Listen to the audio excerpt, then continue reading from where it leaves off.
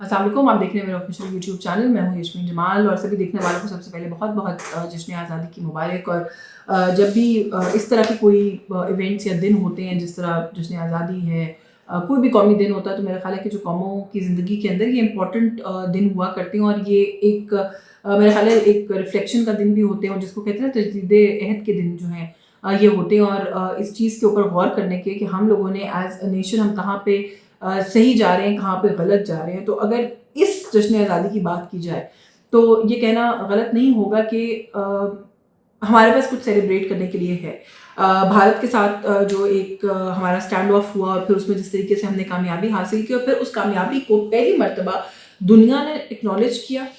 भारत का जो एक वॉर मॉन्गरिंग एटीट्यूड है उसको दुनिया ने रिकग्नाइज किया कि एक न्यूक्लियर मुल्क के साथ एक फुल फ्लेज जंग छेड़ने की कोशिश करके भारत ने अपने आप को खुद एक्सपोज किया। और जो बात पाकिस्तान हमेशा कहता रहा, भारत की एक ये जो मेंटालिटी है, जो अमन पसंदाना मेंटालिटी नहीं है, तो वो पाकिस्तान की बात को पहले जो है माना नहीं जाता था, लेकिन उसके बाद दुनिया ने देखा। और मैं समझती हूँ कि ये बहुत बड़ी अचीवमेंट है कि एक फुल ऑन कॉन्फ्लिक्ट को जिस तरीके से पाकिस्तान ने पहले भारत को चारों शाने चित किया, और फिर उसके बाद जब अमन की बात आई तो पाकिस्तान ने सबसे पहले आगे बढ़ के अमन जो है उसके लिए ऑप्ट किया।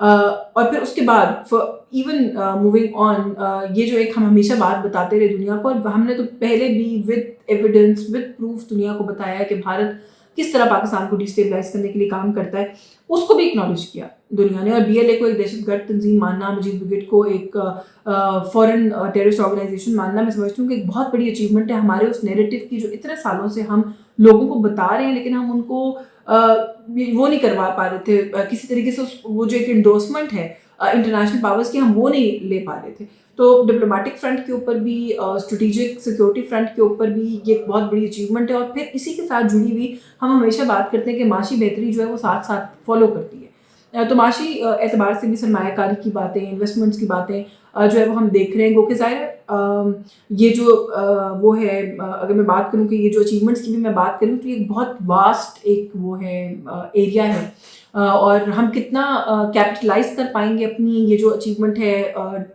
सिक्योरिटी फ्रंट के ऊपर और डिप्लोमेटिक फ्रंट के ऊपर, कि हम उसको एक्चुअली किसी इकोनॉमिक गेन के अंदर ट्रांसलेट कर सकें, ये एक बहुत बड़ा आइडिया भी है। It's yet to be seen, क्योंकि पाकिस्तान के अंदर जो एक बहुत बड़ा चैलेंज पाकिस्तान को रहा है हमेशा, वो अपनी इंटरनल पॉलिटिकल सिचुएशन है, पॉलिटिकल पोलराइजेशन है, जो कि पाकिस्तान में अनफॉर्चुनेटली कभी भी कम नहीं हुई है। और अभी भी हम ये देख रहे हैं कि पोलराइजेशन बल्कि पीक पे है, हमने ये देखा है। और मुझे पता है बहुत से लोग इस बात से इत्तफाक नहीं करते, लेकिन किसी भी सियासी जमात के साथ होने वाली जो एक कोई भी आप कह लीजिए कि जो कुछ किसी एक पॉलिटिकल पार्टी को इस मुल्क में फेस करना पड़ सकता है, जिसके अंदर कैद से लेकर बहुत सारे और मामला हैं कि लोगों को उठाया गया, लोगों के घरों पे छापे डाले गए, उसके बाद भी जो कुछ किया गया, जो कुछ पाकिस्तान तहरीक इंसाफ ने फेस किया, उसकी मिसाल नहीं मानते लोग, लेकिन नहीं मिलती है। जिस तरीके से पाकिस्तान तहरीक इंसाफ की ख़वातीन जो हैं उन्होंने जो कुछ फेस किया, तो मेरा ख्याल है कि इट्स अबाउट टाइम कि हम थोड़ा सा इस बात को अंडरस्टैंड करें कि हम कहाँ देख रहे हैं, हमारा जो वो है विजन है, ये पर्सपेक्टिव है, वो कितना बड़ा होता जा रहा है। हम इंटरनेशनल स्टेज के ऊपर रिकग्नाइज हो रहे हैं, हमारी जो एक स्ट्रेटेजिक इंपॉर्टेंस है उसको रियलाइज़ किया जा रहा है। इस खित्ते के अंदर कौन इंपॉर्टेंट है, कौन जो है वो एक स्टेबलाइजर का रोल प्ले कर सकता है, दुनिया को वो नज़र आ रहा है। फिर इस वक्त जो एक सदर ट्रंप का भारत की तरफ एक रवैया, और फिर जो एक टैरिफ वॉर भी मैं समझती हूँ कि लग गई, और साथ साथ पाकिस्तान की तरफ एक आउटलुक, हमें उसको भी कैपिटलाइज करना चाहिए। लेकिन ये हम तब तक नहीं कर सकते जब तक हम इन चीज़ों को पीछे नहीं डाल देते, हम इंश्योर नहीं कर लेते कि ह्यूमन राइट वायलेशंस जो इस मुल्क में हो रही है, हम उनका खात्मा करने की तरफ कम से कम एक कदम तो उठाकर देखें, हम पॉलिटिकल पोलराइजेशन को ख़त्म करने की तरफ एक कदम तो उठाकर देखें। एक बहुत बड़ी सियासी जमात है, इस वक्त सिंगल लार्जेस्ट पार्टी है पार्लियामेंट के अंदर, वो के लोगों को डिस्क्वालीफाई कर करके वो मेजॉरिटी जो है वो ख़त्म होती चली जा रही है, लेकिन लोगों का वर्डिक्ट तो उन्हीं के हक में आया था। अब डिस्क्वालिफिकेशन किसी और ग्राउंड के ऊपर हो रही है। इमरान खान साहब इस मुल्क के मकबूल तरीन लीडर हैं। इस बात को अगर एक्नॉलेज कर लिया जाए और फिर आगे बढ़ने की कोशिश की जाए, तो शायद in the longer run also ये जो सारे सम्राट हैं, इन एफर्ट्स के जो अभी हो रहे हैं वो हम हासिल करने में कामयाब हो जाएं। और साथ चलने की जहाँ तक बात है, मैंने पहले भी अपने व्लॉग में कहा कि यार सादिक साहब ने भी एक अजीब सी ढीली ढाली सी ऑफर जो है वो की मुज़ाकरात की, और फिर जो एक्शंस हैं और जो वर्ड्स हैं वो आपस में मेल नहीं खाते। اس گورنمنٹ کے عمل آپ کچھ اور کر رہے ہیں. لوگوں کو ڈسکوالیفائی کرنے کا جو سلسلہ ہے وہ جاری ہے. شیخ وقاص حکم صاحب والا معاملہ ابھی ایاز صادق صاحب نے بڑی ہی تنقید کے بعد ہولڈ پر ڈالا ہے, ورنہ ایک سٹنگ ایم این اے کو 40 روز نہ آنے پر ڈسکوالیفائی کرنے کے لیے اسپیکر صاحب نے یہ ایشو ریز کر دیا.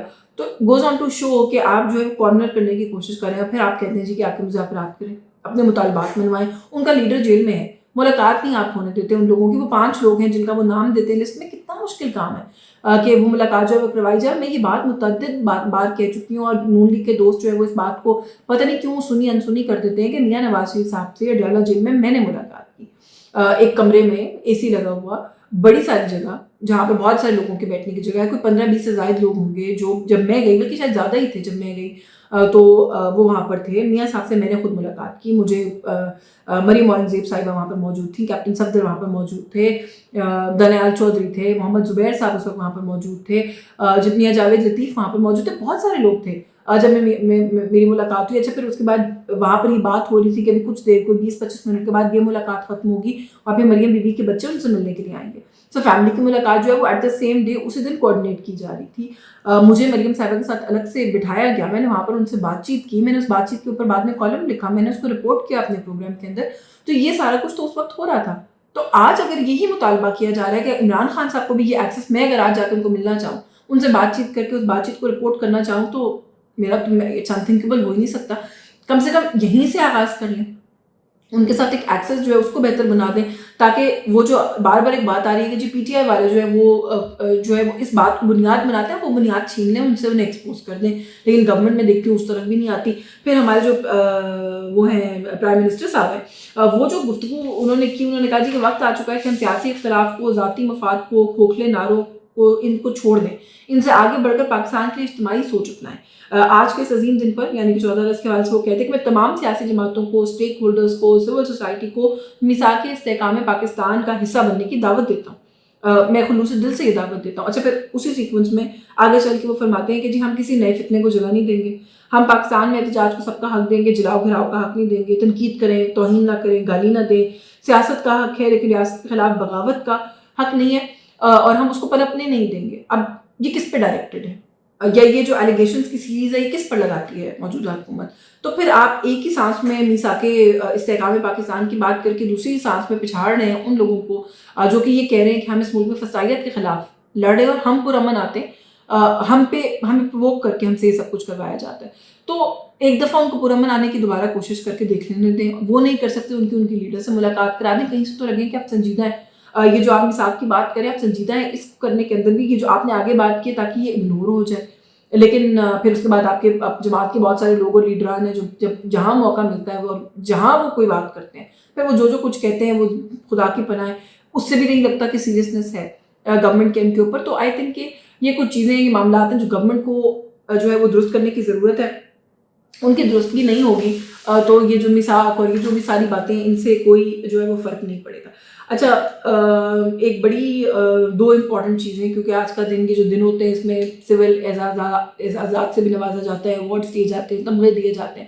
تو کافی سارے پاکستان کو پہلے تمغے مل گئے تھے, جو باقی کا آدھا پاکستان بچا اس کو آج تمغے مل گئے. بہت سارے لوگ بڑے ویل ڈیزرونگ ہیں جن کو تمغہ اگر دیا گیا ہے ان کی کسی بھی سروس کی اکنالجمنٹ میں, تو میرا خیال ہے کہ بالکل درست ہے. طارق صاحب کو جو ہے وہ سول ایوارڈ دیا گیا ہے, اور یہ کہا گیا ہے کہ وہ جو ایک نیریٹو اس وقت انہوں نے بلڈ کیا جب پاکستان جو ہے اس پہ جنگ مسلط کرنے کی کوشش کی بھارت نے, I for one is going to agree with that, کہ بیکاز وہ واقعی بہت پرو ایکٹیو تھے اور انہوں نے انفارمیشن کا محاذ سنبھالنا تھا اس جنگ میں, انہوں نے بہت اچھا سنبھالا. سملرلی بلاول بھٹو, شہری رحمان, یہ وہ لوگ ہیں جنہوں نے بعد میں at a later stage diplomatic offensive جو ہم نے لانچ کیا اس کو لیڈ کیا, اس کو لے کر دنیا کے سامنے گئے. سو ویل ڈیزروڈ. ایسے اور بھی بہت سے نام ہوں گے جو میرے ذہن میں نہیں آ رہے ہیں. ہمارے اپنی صحافتی برادری میں سے کچھ ایسے نام ہیں جن کے لیے میں سمجھتی ہوں کہ بہت اچھا. لیکن اعظم نذیر طارق صاحب کو ایوارڈ دیا گیا, پتہ نہیں ان کی کیا کنٹریبیوشن ہے. وہ ایک ترمیم انہوں نے کروائی جس کا مسودہ بھی انہوں نے کہا کہ ابھی میرے پاس نہیں پہنچا, وہ کنٹریبیوشن ہے, کوئی اور ہے, میں نہیں کہہ سکتی. لیکن کیوں ملا میں سمجھنے سے قاصر ہوں. پھر آج کے دن ایک اشتہار چھاپا گیا جس میں کہا گیا کہ ہم سب کا پاکستان عزم عالی شان. اچھی بات ہے, یہ دن ہوتے ہیں جس میں اس طرح کے ایڈ جو یہ سارا کچھ آتا ہے, لیکن ہم بڑا کنوینئنٹلی جو آج کا پاکستان ہے اس میں ہم نے قائد اعظم کو اور شاعر مشرق کو جگہ ہم نے نہیں دی, بہت ہی کنوینئنٹلی. सो ये भी एक सवाल है जो लोगों के ज़हनों में है कि हम इस तरह की जो छोटी-छोटी चीज़ें, छोटी तो नहीं है खैर, ये एक बड़ी ओवरलुक है, बहुत एक इस तरह का मामला है कि जो नहीं होना चाहिए था। ये सिंबॉलिक दिन है, इन्हीं सिंबॉलिक दिन पे हमने इन लोगों को सेलिब्रेट करना है। इन्हीं की बदौलत आज हमारे पास ये एक आज़ाद मुल्क है जिसको हम आगे लेके जाने के लिए हर तरह की तगोदो स्ट्रगल कर रहे हैं। सो मेरा ख्याल है कि ये जो है ना कुछ चीज़ें जिन्होंने डिसअपॉइंट किया है आज के दिन पे, और मैं इनको पॉइंट आउट करना चाह रही थी कि इस तरह की नेशनल डेज़ के ऊपर हमें ये वाली चीज़ें जो हैं हमें इन्हें इग्नोर नहीं करना चाहिए।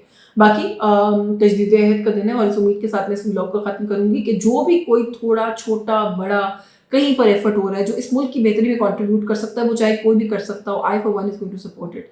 और मैं किसी भी किस्म के इस तरह के मामलात में बायस को नहीं रास्ते में आने देती, and I really truly hope and pray कि ये मुल्क जो है वो बेहतरी की तरफ बढ़ सके इसके बाद। और ख़ास तौर पे जो एक सियासी पोलराइजेशन और मुल्क के अंदर एक माहौल है, हम उसको बेहतरी की तरफ लेके जा सकें। आज के इस व्लॉग से बस यही कुछ। मुझे इजाज़त दीजिए। इस कंटेंट को प्लीज़ लाइक और शेयर कीजिए, हमारे चैनल को सब्सक्राइब कीजिए। अल्लाह हाफ़िज़।